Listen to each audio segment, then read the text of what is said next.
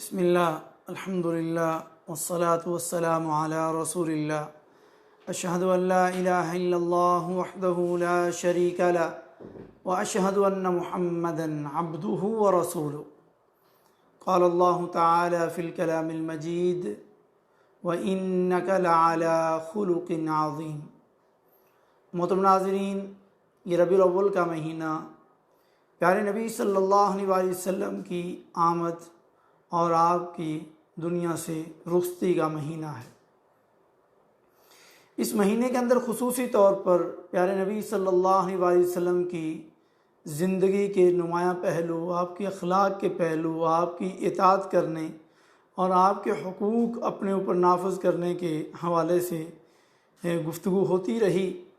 آج پیارے نبی صلی اللہ علیہ وسلم کے اخلاق کے کچھ پہلو آپ کے سامنے رکھتا ہوں۔ جب بھی ہم پیارے نبی صلی اللہ علیہ وسلم کے اخلاق کے بارے میں گفتگو کرتے ہیں تو سب سے پہلے ہمارے ذہنوں میں یہ بات رہنی چاہیے کہ اللہ کے نبی صلی اللہ علیہ وسلم صرف نبی اور رسول نہیں بلکہ اس کے ساتھ ساتھ آپ تمام انبیاء اور رسول کے امام ہیں، امام الانبیاء اور رسول خدا صلی اللہ علیہ وسلم ہیں۔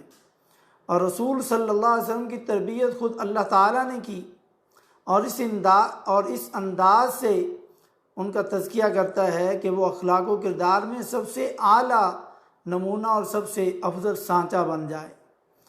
اور چونکہ رسول اللہ صلی اللہ علیہ وسلم کا مربی اللہ ہے، اس لیے قرآن مجید میں دو چیزوں کی قسم اٹھا کر کے اللہ تعالیٰ نے پیارے نبی صلی اللہ علیہ وسلم کے اخلاق کی گواہی دی ہے۔ چنانچہ اللہ تعالیٰ نے سورۃ القلم کے شروع میں فرمایا نون والقلم وما یسطرون ما انت بنعمت ربک بمجنون وان لک لاجرا غیر ممنون وانک لعلی خلق عظیم۔ نون قسم ہے قلم کی اور اس چیز کی جس سے فرشتے لکھتے ہیں۔ آپ اپنے رب کے فضل سے مجنون و دیوانے نہیں، اور یقیناً آپ کے لیے کبھی نہ ختم ہونے والا اجر ہے، اور آپ یقیناً بلند عظیم اخلاق والے ہیں۔ اور چونکہ رسول اللہ صلی اللہ علیہ وسلم ہمیشہ وحی کی اتباع کرتے ہیں، اس لیے وحی الہی ہی ان کا اخلاق ہے۔ اس لیے جب حضرت عائشہ رضی اللہ تعالیٰ عنہ سے پوچھا گیا کہ آپ صلی اللہ علیہ وسلم کا اخلاق ہے کیا ہے، کیسا ہے، تو آپ رضی اللہ تعالی عنہ نے فرمایا کان خلقہ القرآن۔ آپ صلی اللہ علیہ وسلم کا اخلاق قرآن مجید ہے، یعنی آپ صلی اللہ علیہ وسلم قرآن مجید کی عملی تصویر تھے، یعنی چلتا پھرتا قرآن پاک۔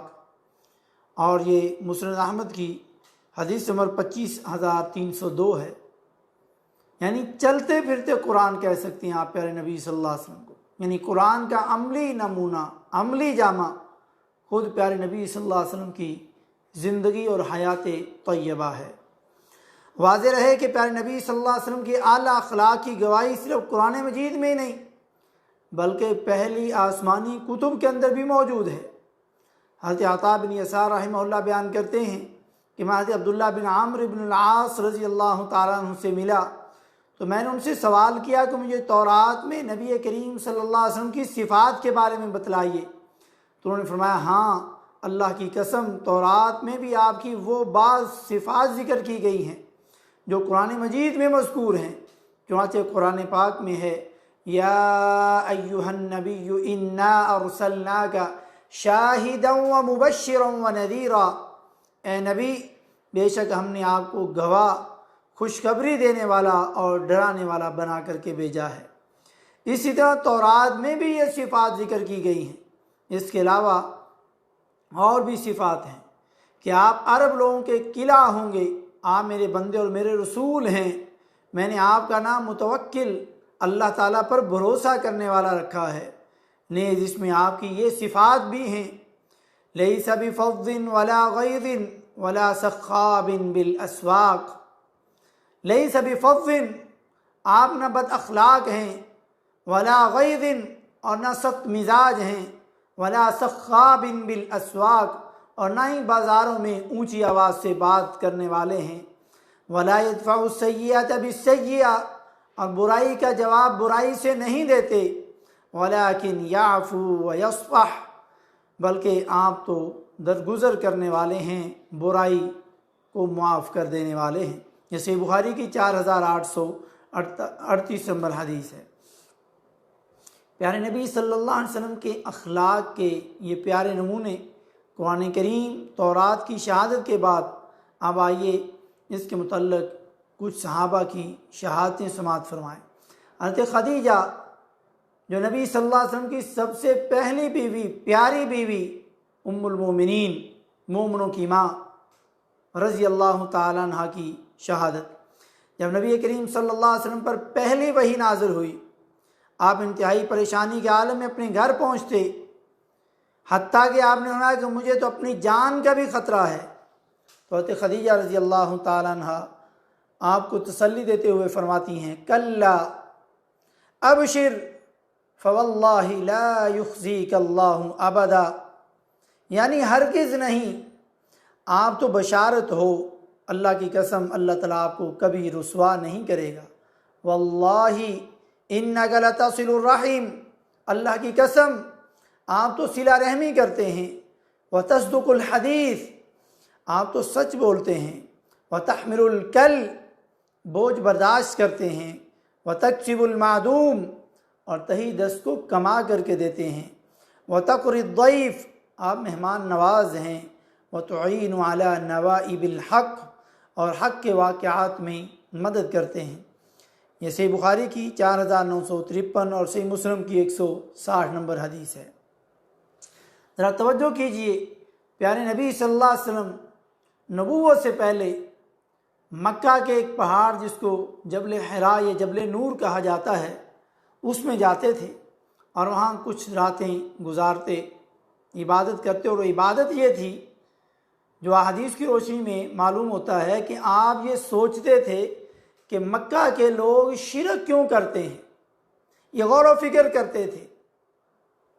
اور عبادت اس وقت صبح کی 2 رکعتیں اور شام کی 2 رکعتیں تھیں جو ملت ابراہیمیہ علیہ السلام پر لوگ چل رہے تھے، اور یہی 2 نمازیں تھیں جو پڑھی جاتی تھیں۔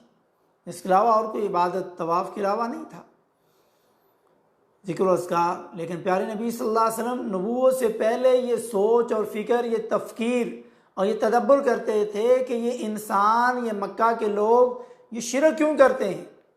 چنانچہ اللہ تعالیٰ نے وہاں پر وحی نازل کی، اور آپ وحی کے بعد ان حالات سے جب گھر آتے ہیں تو حضرت خدیجہ رضی اللہ تعالیٰ عنہ آپ کو تسلی دیتی، کیونکہ آپ صلی اللہ علیہ وسلم کے علم میں نہیں کہ یہ فرشتہ جو آیا یہ کون ہے، کس طرح آیا، کیا وجہ ہے، مجھے کیوں پڑھا رہا ہے۔ کئی طرح کے اشکالات جو انسان نے اپنی پہلی زندگی میں کبھی محسوس نہیں کیے اور نہ کسی اس بارے میں کوئی رہنمائی کی۔ اچانک فرشتہ آتا ہے ایسی جگہ پر جہاں آپ اکیلے ہیں اور آپ کو پڑھنے کو کہتا ہے جو آپ پہلے نہیں پڑھے۔ اور پیارے نبی صلی اللہ علیہ وسلم کو حضرت خدیجہ رضی اللہ تعالیٰ عنہ نے کوئی طعنہ نہیں دیا کہ آپ مجھے چھوڑ کے کیوں جاتے تھے جنگل میں، کیوں پہاڑوں میں جا کے رہتے تھے، میں تمہارے ساتھ شادی کی، آپ مجھے چھوڑ کے جنگل میں جا کے راتیں گزارتے ہیں۔ کوئی ایسی بات نہیں، کوئی طعنہ نہیں۔ یا یوں بھی کہہ سکتی تھی کہ آپ مجھے چھوڑ کے جاتے تھے تو پھر ایسا ہی ہونا تھا، جنگل میں رہے۔ ایک بیوی نہیں بلکہ ایک ذمہ دار بیوی اور اعلیٰ اخلاق اور تسلی دینے والی بیوی بن کے دکھایا۔ اور پھر جب آپ گھر لوٹے، یہاں پر ماں خدیجہ رضی اللہ تعالیٰ عنہ کی سیرت سنت ہے ہماری ماؤں، بہنوں، بیٹیوں کے لیے کہ جب خاوند گھر میں آئے اس کا استقبال کریں، وہ پریشان ہیں تو ان کو تسلی دیں، اور جو وہ کہہ رہے ہیں وہی کریں۔ اب پیارے نبی صلی اللہ علیہ وسلم گھر میں آئے، کیا کہا؟ مجھے کمبل اڑا دو، مجھے کمبل اڑا دو۔ کیا ہوا؟ کچھ نہیں پوچھا، جو آپ کہہ رہے ہیں وہ کر رہے ہیں۔ اور جب آپ کچھ دیر آرام کر کے اٹھے، اب آپ نے پورا قصہ اول سے لے کے اینڈ تک سنایا، تو پھر حضرت خدیجہ رضی اللہ تعالیٰ عنہ نے یہ تسلی دی، آپ کو اکیلا نہیں چھوڑا، آپ کو طعنہ یا پریشان کرنے کے لیے مزید باتیں نہیں سنائیں، بلکہ آپ کو تسلی دیتے ہوئے یہ ساری باتیں کی جو ابھی آپ نے حدیث میں سنی ہیں۔ خواتین کو چاہیے کہ جب خاوند گھر میں آئے جو وہ کہہ رہا ہے وہ عمل کریں، جو وہ مانگ رہا ہے وہ اس کو دیں اور اس پر توجہ دیں۔ یہ نہ ہو کہ خامد گھر میں آئے اور آپ کے جسم سے ہاتھوں سے بدبو آ رہی، آپ نہائی نہیں، آپ نے اپنا پسینہ صاف نہیں کیا، آپ نے اپنے آپ کو خامد کے لیے تیار نہیں کیا، جو ہمارے پاکستانوں ہندوستان کے معاشرے کے اندر یہ عام برائی پائی جاتی ہے کہ خامد کے آنے پر اس کا استقبال نہیں کیا جاتا۔ تو ماں عائشہ، ماں خدیجہ رضی اللہ تعالیٰ عنہ کے اس طریقے کو اپنائیں اور امت کی بیٹیوں، ماؤں، بہنوں کی اصلاح کریں، ان کو ماں خدیجہ کی یہ سیرت اپنائیں، سنائیں کہ جب خامد گھر میں آئے تو پھر ان کا استقبال کیسے کریں اور جو وہ کہہ رہا ہے وہ کیسے کریں۔ کفار قریش کی گواہی، نبوت ملنے سے پہلے ہی پیارے نبی صلی اللہ علیہ وسلم کو لوگ الصادق الامین، سچا اور امانت دار کہہ کے پکارتے تھے، اور اسی لقب سے آپ صلی اللہ علیہ وسلم مشہور تھے۔ کیونکہ آپ ہمیشہ سچ بولتے اور کسی کی امانت میں خیانت نہیں کرتے تھے۔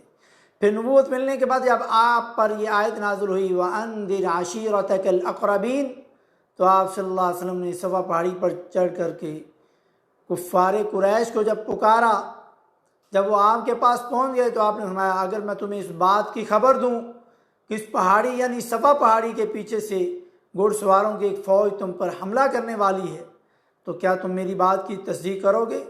سب نے بیک آواز کہا ما جربنا علیک الا صدقا، سبحان اللہ، ہم نے آپ کو ہمیشہ سچ بولتے ہوئے ہی پایا ہے۔ یہ صحیح بخاری کی 4770 نمبر حدیث ہے۔ یعنی ان کو اتنا یقین تھا کہ آپ نے جو بات کہی اور کہہ رہے ہیں اگر آپ یہ کہیں گے تو ہم ویسے ہی مان لیں گے، کیونکہ آپ نے کبھی جھوٹ نہیں بولا، ہم نے آپ کو سچا پایا ہے۔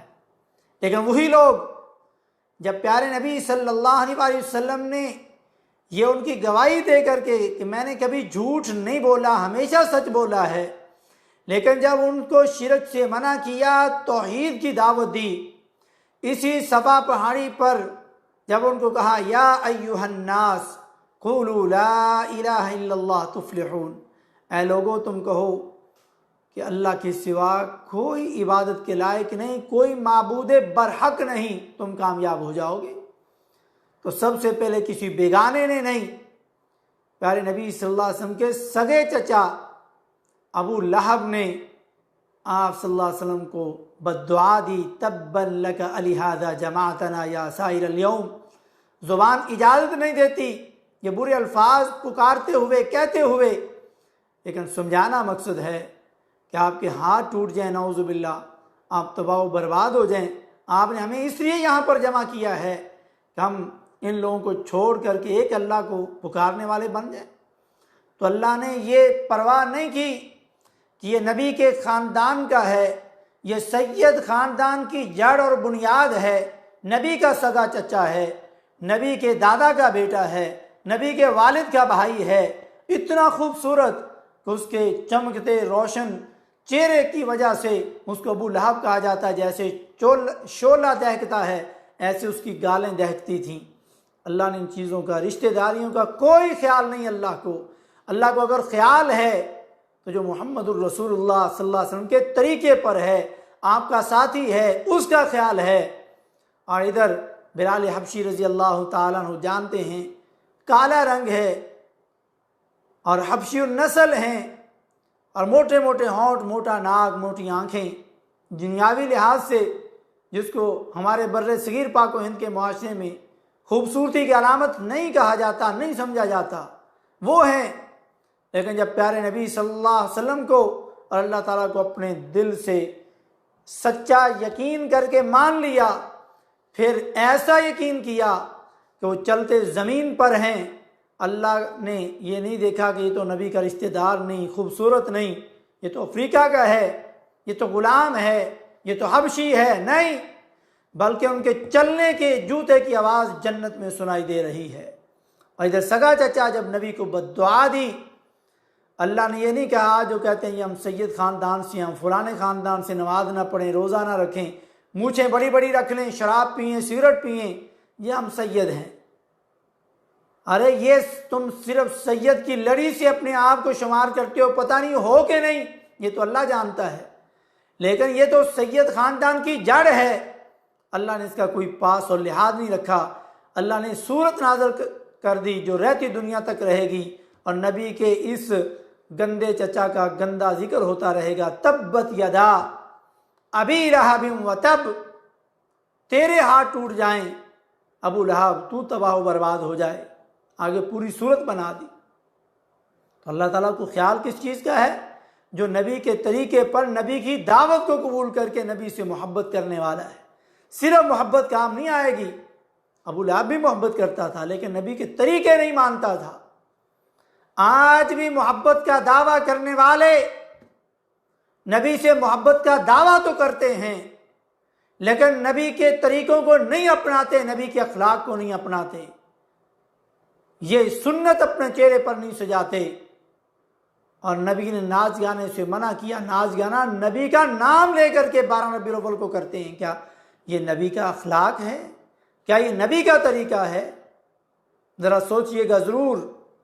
اور صلح حدیبیہ کے دوران جب نبی کریم صلی اللہ علیہ وسلم نے بادشاہ روم کو ایک خط بھیجا جس میں اسے اسلام قبول کرنے کی طرف دعوت دی گئی، تو اس وقت قریش کا ایک کافرہ جس کے سربراہ ابو سفیان بن حرب تھے روم میں تھا، اور روم کے بادشاہ نے پہلے نبی صلی اللہ علیہ وسلم کا خط پڑھنے سے پہلے ابو سفیان اور ان کے قافلے میں دیگر لوگوں کو اپنے دربار میں بلایا اور ان سے نبی کریم صلی اللہ علیہ وسلم کے بارے میں چند سوالات کیے۔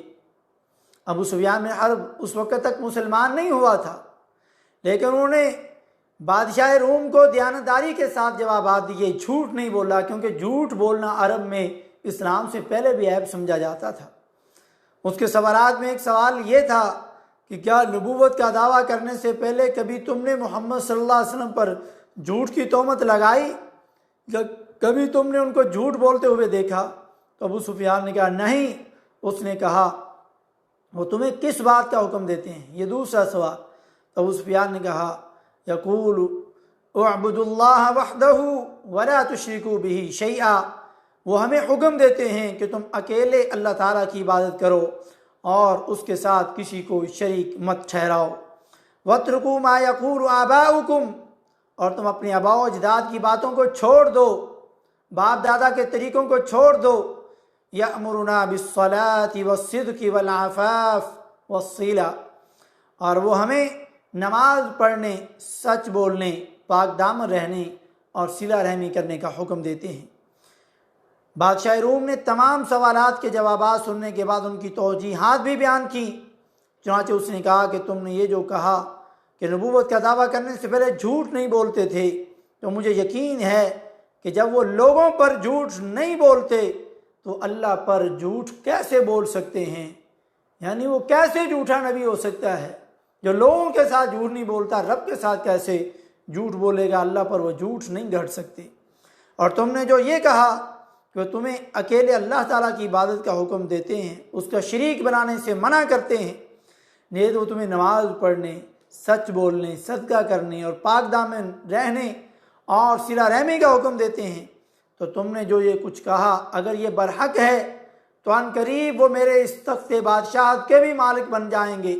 اور مجھے یقین تھا کہ وہ تشریف لانے والے ہیں، لیکن میں نہیں سمجھتا تھا کہ وہ تم میں سے ہوں گے۔ پس اگر مجھے یقین ہوتا کہ میں آپ تک پہنچ سکوں گا تو میں ضرور آپ سے ملنے کی کوشش کرتا، اور اگر میں آپ کے پاس پہنچ جاتا تو آپ کے قدم دھوتا، یعنی قدم دھو کے پیتا۔ بخاری شریف کی 7 نمبر، مسلم شریف کی 1773 نمبر حدیث ہے۔ اسی طرح صاحب المخزومی رضی اللہ تعالیٰ عنہ کا بیان ہے کہ میں نے نبی صلی اللہ علیہ وسلم کی خدمت میں حاضر ہوا تو لوگ میری تعریفیں کرنے لگے اور میرا ذکر کرنے لگے۔ رسول اللہ صلی اللہ علیہ وسلم نے فرمایا انا اعلمکم بہ، میں اسے تم سے زیادہ جانتا ہوں۔ تو میں نے جواباً کہا میرے ماں باپ آپ پر قربان ہوں، آپ نے بالکل سچ فرمایا۔ آپ جاہلیت میں میرے ساتھ کاروبار میں شریک تھے، پس آپ بہت اچھے شریک تھے، آپ میری مخالفت نہیں کرتے تھے اور نہ ہی مجھ سے جھگڑا کرتے تھے۔ یہ ابو داؤد کی 4836 نمبر حدیث اور حدیث صحیح ہے۔ امام خطابی رحمۃ اللہ علیہ اس حدیث کی شرح معالم السنن میں لکھتے ہیں کہ صاحب رضی اللہ تعالیٰ عنہ معاملات میں آسانی اور آپ صلی اللہ علیہ وسلم کے اعلیٰ اخلاق کو بیان کر رہے ہیں۔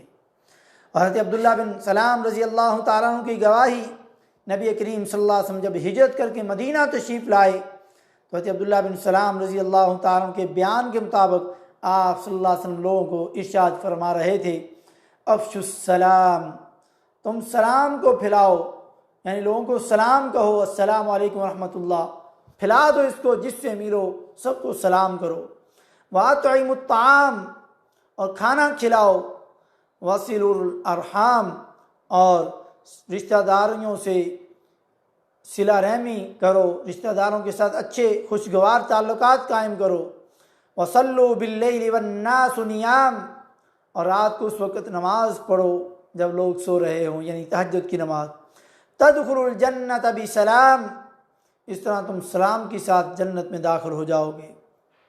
اور یہ ترمذی کی 2485 نمبر حدیث اور حدیث صحیح ہے۔ حضرت انس رضی اللہ تعالیٰ عنہ کی شہادت، فرماتے ہیں کہ میں نے رسول اللہ صلی اللہ علیہ وسلم کی 10 سال خدمت کی، آپ کے خادم ہیں، وہ بیان کرتے ہیں، لم یکن النبی صلی اللہ علیہ وسلم سبابا ولا فحاشا ولا لعانا، كان يقول لأحدنا عند المعتبة ما له ترب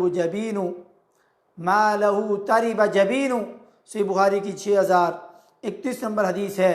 نبی کریم صلی اللہ علیہ وسلم نہ برا بلا کہتے تھے، نہ بےہودہ گفتگو کرتے تھے، اور نہ لعنت بھیجتے تھے، اور آپ ہم میں سے کسی کو ڈانٹنا چاہتے تو زیادہ سے زیادہ یہی فرماتے تھے، اسے کیا ہو گیا ہے، اس کی پیشانی خاک آلود ہو۔ اس طرح وہ بیان کرتے ہیں کہ رسول اللہ صلی اللہ علیہ وسلم لوگوں میں سب سے اچھے اخلاق کے حامل تھے۔ آپ صلی اللہ علیہ وسلم نے ایک دن مجھے کسی کام کے لیے بھیجا تو میں نے زبان سے کہا کہ میں نہیں جاؤں گا، لیکن میرے دل میں یہ تھا کہ میں نبی کریم صلی اللہ علیہ وسلم کے حکم کے مطابق جاؤں گا۔ چنانچہ میں روانہ ہو گیا۔ میں کچھ بچوں کے پاس سے گزرا جو بازار میں کھیل رہے تھے، تو میں بھی ان کے ساتھ کھیلنے لگ گیا۔ اچانک رسول اللہ صلی اللہ علیہ وسلم تشریف لائے اور میرے پیچھے سے میری گردن کو پکڑ لیا۔ میں نے آپ صلی اللہ علیہ وسلم کی تو دیکھا تو آپ ہنس رہے تھے۔ آپ صلی اللہ علیہ وسلم نے فرمایا، یا انیس اذهبت حیث امرتک؟ قال قلت نعم انا اذهب یا رسول اللہ صلی اللہ علیہ وسلم، اے پیارے انس، تم وہاں گئے جہاں میں نے تمہیں جانے کا حکم دیا تھا؟ میں نے کہا جی اللہ کے رسول، میں ابھی جا رہا ہوں۔ یہ صحیح مسلم کی روایت ہے۔ حضرت عبداللہ بن عمر رضی اللہ تعالیٰ عنہ کی گواہی، فرماتے ہیں لم یکن رسول اللہ صلی اللہ علیہ وسلم فاحشا ولا متفحشا وانہ کان یقول ان خیارکم احاسنکم اخلاقا، بےہودہ گفتگو رسول اللہ صلی اللہ علیہ وسلم کی نہ عادت تھی اور نہ آپ اس کی کوشش کرتے تھے۔ آپ فرمایا کرتے تھے تم میں سے بہتر وہ شخص ہے جو اخلاق میں اچھا ہو۔ یہ صحیح بخاری کی 6035 نمبر حدیث ہے۔ پیارے نبی صلی اللہ علیہ وسلم کے اخلاق کے ہزاروں نمونے ہیں۔ آج ہم مسلمانوں کے اندر اخلاق کی حد سے زیادہ کمی ہے۔ میرے بھائیو، نماز 5 وقت فرض ہے، اور روزے رمضان کے سال کے بعد فرض ہیں، سال کے بعد زکوٰۃ فرض ہے، زندگی میں ایک بار حج فرض ہے، اور اخلاق روز پیارے نبی صلی اللہ علیہ وسلم کے طریقے کے مطابق ہمارے اوپر لازم ہے کہ ہم آپ صلی اللہ علیہ وسلم کا اخلاق اپنائیں، اپنے اخلاق درست کریں۔ یہ اخلاق جنت میں جانے کا ذریعہ ہے، یہ ہماری عزت بڑھانے کا ذریعہ ہے، ہمارے معاشرے کو درست کرنے کا ذریعہ اور بہترین طریقہ ہے۔ لیکن آج اخلاق کو ہم مسلمانوں نے بہت چھوڑ دیا، اور نبی کے اخلاق کو اپنانے والے کفار وہ آج دنیا میں ہم سے زیادہ دنیاوی لحاظ سے عزت میں ہیں کہ انہوں نے ہمارے نبی کے اخلاق کو اپنا لیا، لیکن ہمارے نبی کو وہ نہیں مانتے۔ ان کا اخلاق ان کو آخرت میں کوئی فائدہ نہیں دے گا، لیکن دنیاوی لحاظ سے ان کا نام آج عزت سے لیا جاتا ہے۔ لیکن مسلمانوں کا نام دنیاوی لحاظ سے آج عزت سے نہیں لیا جاتا، کیونکہ ہم نے ہی اپنے نبی صلی اللہ علیہ وسلم کے اخلاق کو چھوڑ دیا، آپ کے طریقوں کو چھوڑ دیا۔ آئیے، ابھی بھی وقت ہے، موت سے پہلے آج سے ابھی سے اپنے اخلاق کو بہتر کیجیے، اپنی زبان کو بہتر طریقے سے استعمال کیجیے، گالی گلوچ سے بچیے، لوگوں کی عزت کیجیے، لوگوں کو عزت دیجیے، اپنی زندگی کو بدلیے، تاکہ آپ کی، آپ کے گھر والوں کی، آپ کی اولاد کی، آپ کے معاشرے کی زندگی بدل سکے، آپ کے خاندان کی زندگی بدل سکے، اور جب ہم دنیا سے جائیں اسی اخلاق کی وجہ سے لوگ ہمیں اچھے نام سے یاد کریں گے، ہمارے لیے دعا کریں گے، ہمارے لیے ہماری اولاد صدقہ جاریہ بنے گی۔ اللہ رب العزت سے دعا ہے، اللہ رب العزت ہم سب کو پیارے نبی صلی اللہ علیہ وسلم کا اخلاق اپنانے کی توفیق نصیب فرمائے، اور اخلاق کے ذریعے اپنی زندگیوں کو بدلنے کی توفیق نصیب فرمائے۔ سبحان ربک رب العزت عما یصفون وسلام علی المرسلین والحمد للہ رب العالمین، وصلی اللہ تعالی علی خیر خلقہ محمد وعلی آلہ واصحابہ اجمعین۔